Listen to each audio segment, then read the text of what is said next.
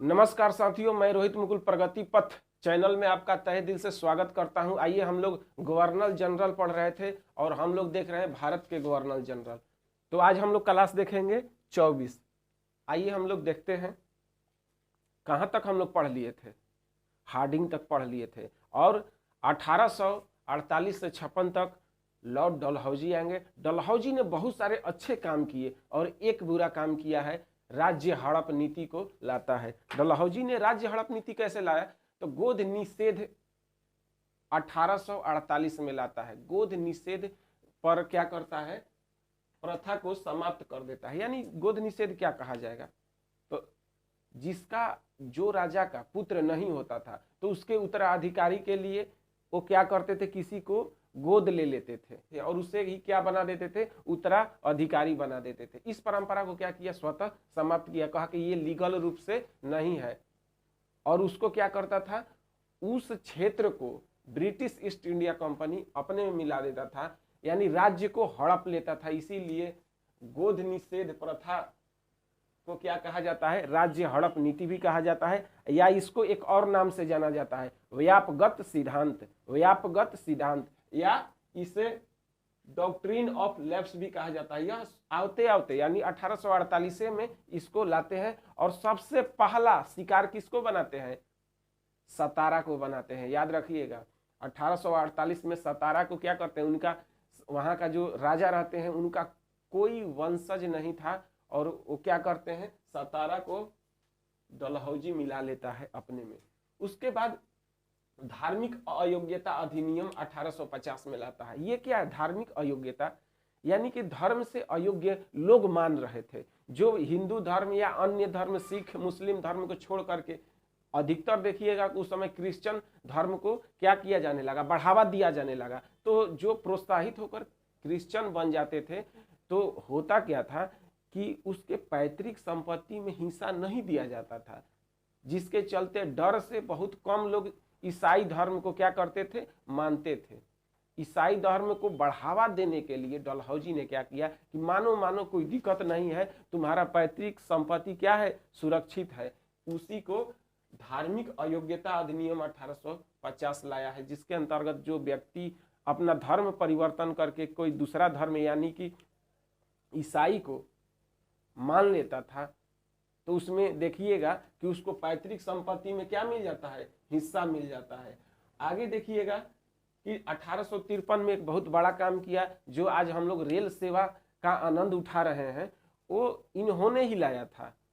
और पहला 16 अप्रैल 1853 को कहां से कहां तक? मुंबई से ठाणे तक टोटल 34 किलोमीटर चला था। मुंबई से ठाणे तक पहली बार ट्रेन चलवाया। हमरा आपके लिए नहीं, भारतीय लोगों के लिए नहीं, ये अपना कारोबार को बढ़ाने के लिए। माल को कहां तक ले जाते? बंदरगाह तक, और बंदरगाह से फिर नाव पर लाद के ब्रिटेन ले जाते थे। तो यानी व्यापार को बढ़ाने के लिए रेलवे लाइन को क्या किए थे?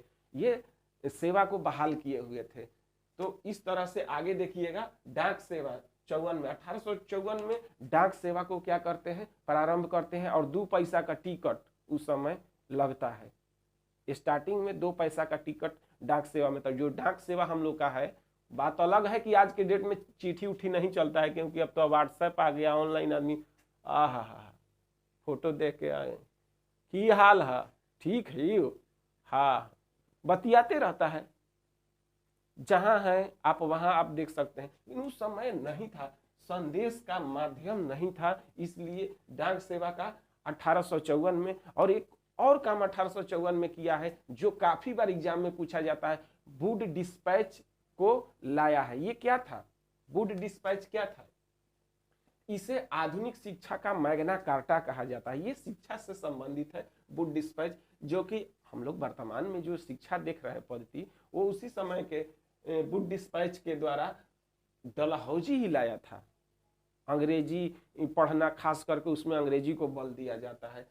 टेलीग्राम सेवा को भी इन्होंने बहाल किया था। टेलीग्राम कलकत्ता से आगरा तक, कलकत्ता शहरिया से बड़ा बजरिया से, सजना हमार टेलीफोनवे से, पूछा तड़े समाचार, देहरादूनवे पूछत बड़े समाचार देहरादून में से। तो टेलीग्राम सेवा जो है कलकत्ता से आगरा किसने बहाल किया था? तो लॉर्ड डलहौजी ने। गंगा से कई नहरों का निर्माण करवाया था। इसके अलावा देखिएगा कि अवध में जो शासक थे वाजिद अली शाह, उनकी शासन व्यवस्था को अयोग्य करार देते हुए क्या करते हैं? अवध को भी हड़प लेते हैं, यानी कि ब्रिटिश शासन में मिला लेते हैं। और देखिएगा तो बाजीराव जो सेकंड थे, मराठा का अंतिम पेशवा बाजीराव सेकंड कहाँ रह रहे थे?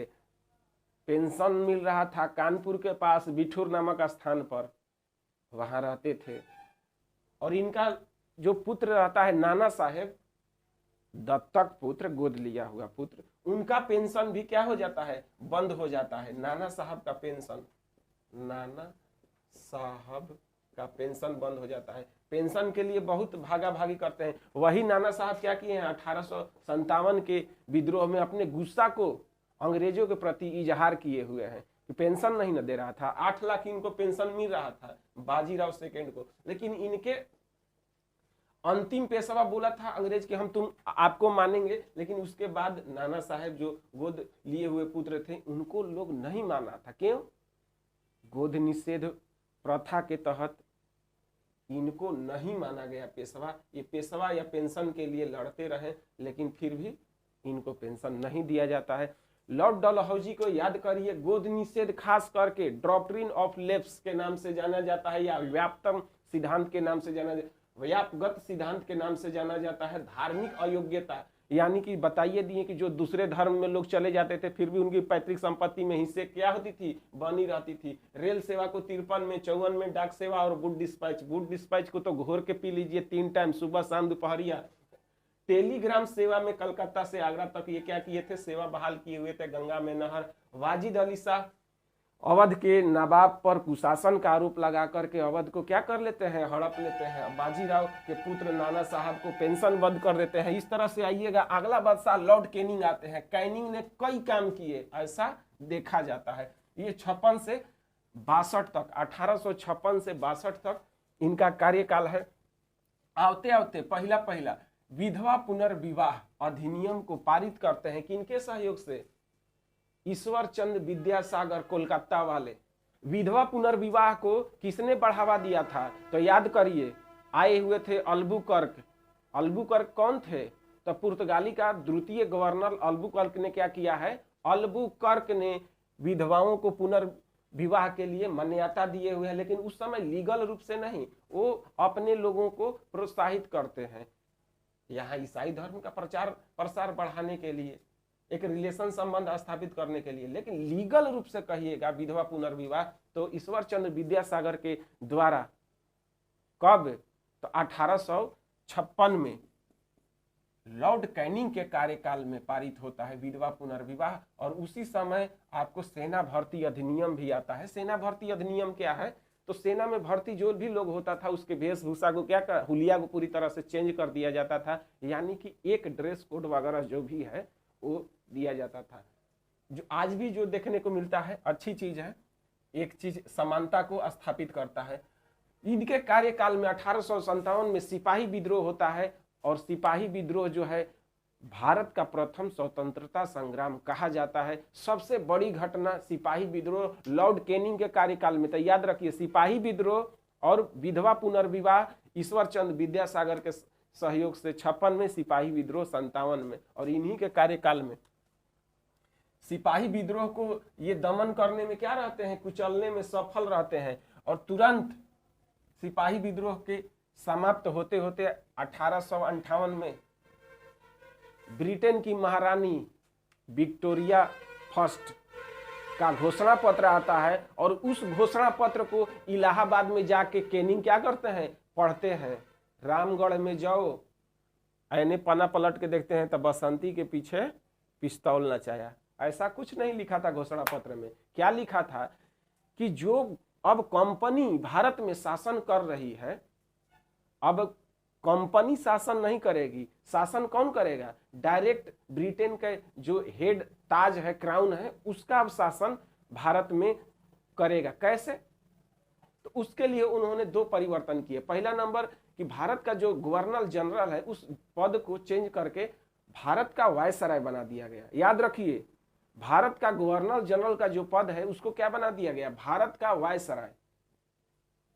और पूरी तरह से भारत के ब्रिटिश क्षेत्र पर क्या करेगा, अपना कानून स्थापित करेगा, अपना नियम कानून चलाएगा। यानी कि गवर्नर के रूप में जो काम वही होता था, केवल नाम चेंज हुआ है।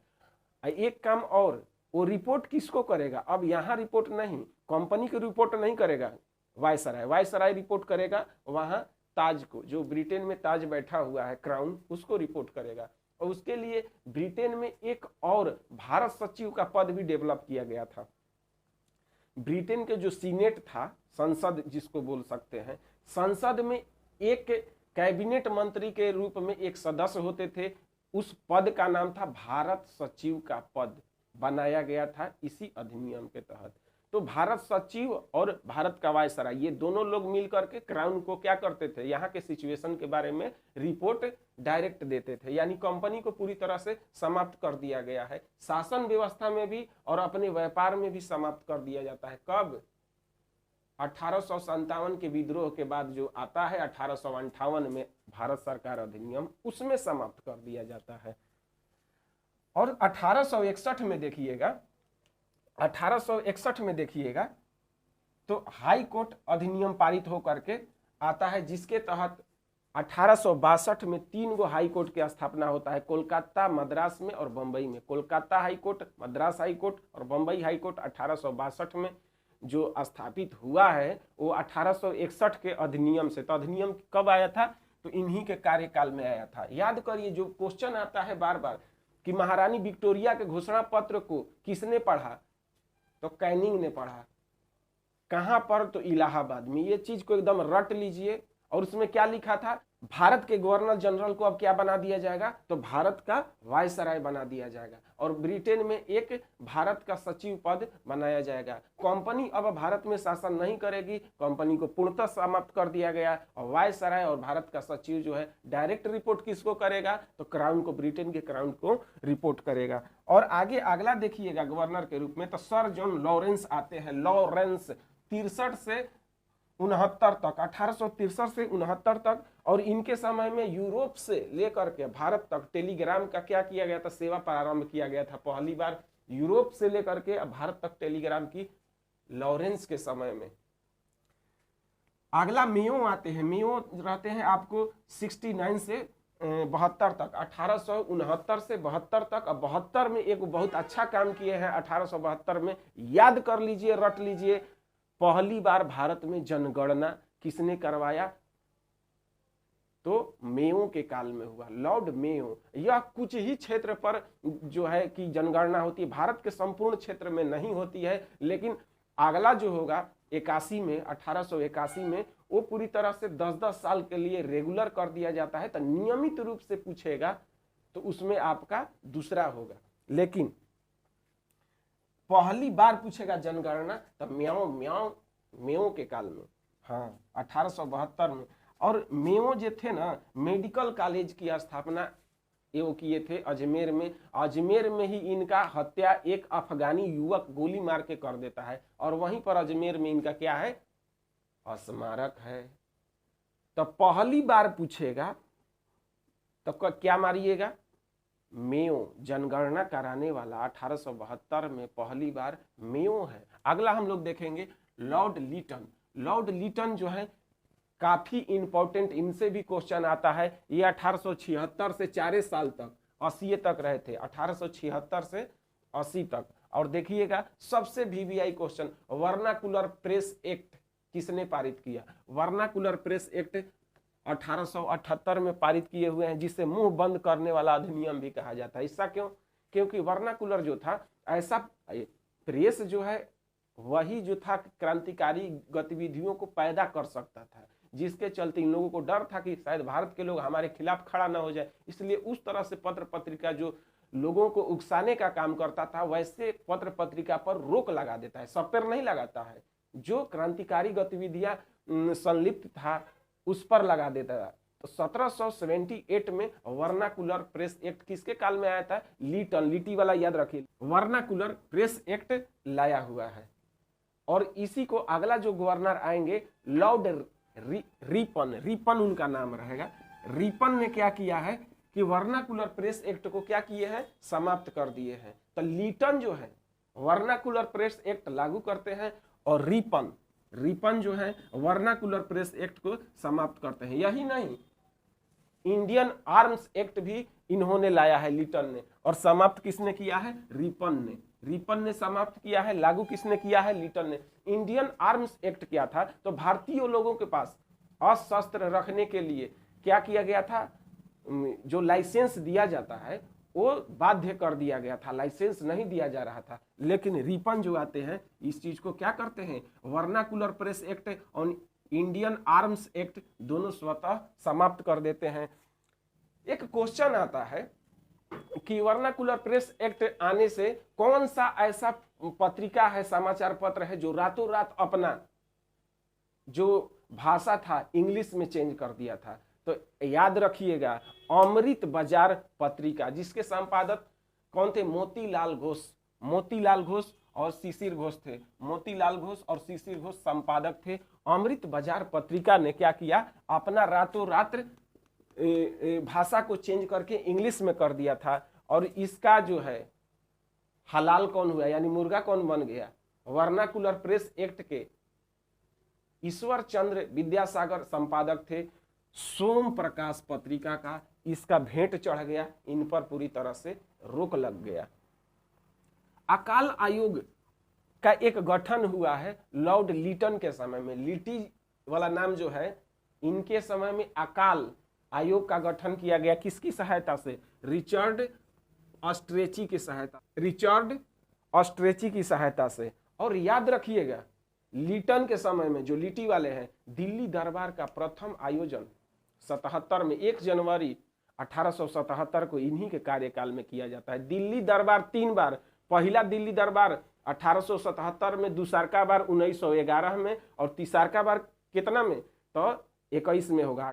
1900 जो है आपका 11 में दिल्ली दरबार के साथ साथ भारत की जो राजधानी है कोलकाता, वहां से दिल्ली लाने के लिए एक अधिनियम बनता है और वह अधिनियम पास हो जाता है 1911 में। लेकिन 1912 में क्या होता है कि कोलकाता से दिल्ली राजधानी स्थानांतरित कर दिया जाता है। अकाल आयोग का गठन भी लीटन के समय में। और यहाँ पर इंडियन आर्म्स एक्ट 1878 में, ये भी वर्नाकुलर और ये दोनों एक ही वर्ष किए गए थे। इंडियन आर्म्स एक्ट लीटन के समय में ही हुआ। इसके अलावा एक क्वेश्चन सिविल सेवक से संबंधित आता है। जो सिविल सेवक थे उनकी उम्र 21 वर्ष से घटा करके कितनी कर दी जाती है? 18 साल कर दी जाती है। किनके समय में? लीटन के समय में। आइए हम लोग रिकॉल करते हैं, लॉर्ड डलहौजी ने हड़प नीति, राज्य हड़प नीति लाया था, जो गोद निषेध प्रथा को क्या व्यापक सिद्धांत या डॉक्ट्रिन ऑफ लैप्स भी कहा जाता है। 1848 में इसमें जो गोद ले रहे थे लोग, उस पर क्या किया जाता है? प्रतिबंध लगाया जाता है, खास करके उन राजाओं पर जो जिनका राजपाट था और कोई पुत्र नहीं था, तो उत्तराधिकारी कौन बनेगा? तो वो क्या करते थे कि किसी को गोद ले लेते थे, तो उस पर रोक लगा देता है। और वैसे लोग उत्तराधिकारी को यह लीगल रूप से नहीं मानता है डलहौजी, और क्या करता है? उनके राज्य को ईस्ट इंडिया कंपनी में मिला लेता है। इसे राज्य हड़प नीति के नाम से भी जाना जाता है। अब पहला जो बलि का बकरा बन गया था, सतारा बन गया था। राज्य हड़प नीति यानी डलहौजी के बकरा कौन बन गया था? सतारा बन गया था। यानी सतारा को पहली बार, बाद में देखिएगा तो कुशासन का आरोप लगा करके वाजिद अली शाह जो नवाब थे अवध के, उनको भी क्या करता? अवध को भी अपने में मिला लेता है। बेगम हजरत महल इन्हीं की पत्नी रहती है। वाजिद अली शाह की पत्नी बेगम हजरत महल, वही 1857 में लखनऊ से क्या करेंगी? सिपाही विद्रोह का नेतृत्व करती हैं और अपने गुस्से का इजहार करती हैं। जो बिठूर में, बीरा कानपुर के पास बिठूर जगह में निर्वासित कर दिया था अंग्रेजों ने 8 लाख पेंशन दे करके, तो इनका एक दत्तक पुत्र यानी गोद लिया हुआ पुत्र नाना साहब थे। बाजीराव द्वितीय का गोद लिया हुआ पुत्र नाना साहब थे, इनका भी पेंशन बंद कर देता है। किसके अंतर्गत? डलहौजी ने कहा कि आप जो है लीगल रूप से पुत्र नहीं है, यानी डॉक्ट्रिन ऑफ लैप्स के अंतर्गत। आगे देखिएगा, डलहौजी का कार्यकाल कितना है? 1848 से 56 तक, कैनिंग का 56 से आपको कितना तक, 62 तक, 56 से 62 तक लॉर्ड कैनिंग। लॉर्ड कैनिंग प्रथम वायसराय हैं भारत के, क्योंकि 1858 का अधिनियम जो आया था, महारानी विक्टोरिया का घोषणा पत्र में लिखा गया था कि भारत का वायसराय अब, भारत का गवर्नर जनरल अब भारत का वायसराय हो जाएंगे। इलाहाबाद में घोषणा पत्र पढ़े थे, याद आया? उसमें 2 बात लिखा हुआ था कि अब जो है कंपनी को स्वतः समाप्त कर दिया जाता है, ईस्ट इंडिया कंपनी को आज से, और दूसर की चीज कि अब ईस्ट इंडिया कंपनी से शासन भारत में नहीं चलेगा। अब शासन जो चलेगा उसके लिए ब्रिटेन में एक भारत सचिव का पद होगा, वही जो है डायरेक्ट क्राउन को रिपोर्ट करेगा, और भारत का वायसराय भी दोनों मिल करके जो है कि महारानी का क्या करेगा, वहां पर रिपोर्ट करेगा। उसके लिए वायसराय का एक कमिटी भी बनाया जाता है, परिषद, जो हम लोग डिटेल पढ़ेंगे अधिनियम में। अधिनियम जब हम डिटेल पढ़ाएंगे तो उसमें आपको क्लियर पूरी और अच्छा से समझाएंगे। इस तरह से देखिएगा 1861 में हाई कोर्ट अधिनियम पारित होता है, जिसमें 1862 में 3 हाई कोर्ट की स्थापना कोलकाता, बंबई और मद्रास में किया जाता है। 1862 में लॉरेंस ने क्या किया है, टेलीग्राम सेवा प्रारंभ यूरोप से भारत तक पहली बार हुआ है। मेयो के काल में 1872 में लॉर्ड मेयो का काल जो रहता है, म्याऊ म्याऊ से याद रखिएगा, लॉर्ड मेयो का काल जो है, पहली बार भारत में जनगणना किया गया है। पहली बार भारत में जनगणना, रेगुलर पूछेगा तो मेयो नहीं होगा, याद रखिएगा।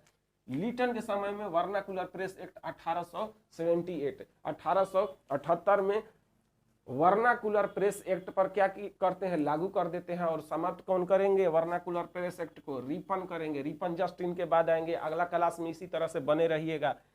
इंडियन आर्म्स एक्ट भी जो है लागू कर देते हैं, जिसमें भारतीय लोगों को ये आर्म्स जो भी है, वेपन्स वगैरह लेने के लिए लाइसेंस नहीं मिलता है। इसके अंतर्गत अकाल आयोग का गठन भी इन्हीं के समय में होता। अमृत बाजार पत्रिका घोर के पी जाइए, इंग्लिश में रातों रात अपना क्या कर लिया था, भाषा चेंज कर लिया था, जिसके संपादक मोतीलाल घोष और शिशिर घोष थे।